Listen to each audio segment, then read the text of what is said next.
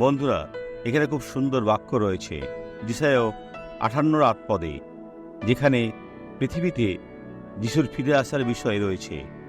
তোমার প্রহরীগণের রব তাহারা উচ্চধ্বনি করিতেছে, তারা একসঙ্গে আনন্দ গান করিতেছে, কেননা সদাপ্রভু যখন সিয়নে ফিরে আসেন তখন তাহারা প্রত্যক্ষ দেখিবে, তিনি ফিরিবেন।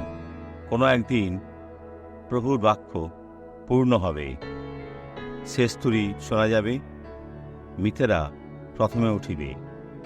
যারা জীবিত তারা মেঘে প্রবেশ করবে, তারা প্রভুর সাথে উত্থাপিত হবে, আর আমরা এই জগৎ ছেড়ে যাব।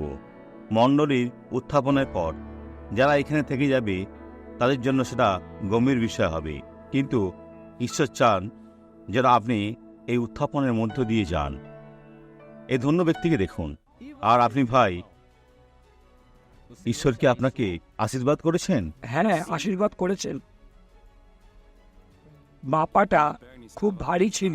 ভাই, এই লাঠিটি এখানে রাখুন, আমার পিছনে আসুন আর অনুসরণ করুন। হালেলুয়া। এখন কি ভালো আছেন?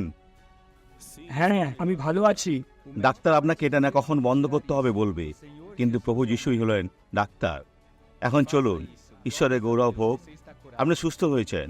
আসুন প্রার্থনা করি। পিতা, যারা আমার মণ্ডলীতে উপস্থিত হয়, যারা বসে বাক্য শোনে আর বাক্যকে বোঝে কিন্তু সিদ্ধান্ত নিতে পারে না, তাদের জন্য খারাপ লাগে, পিতা এই লোকেদের বদলে দাও, তাদের প্রয়োজনীয় আনন্দ দান করো। আমার ঈশ্বর, তোমার ক্ষমতাকে ব্যবহার করে প্রত্যেককে আশীর্বাদ করি যিশুর নামে। ঈশ্বরের আশীর্বাদ লাভ করুন আর দিন শুভ হোক।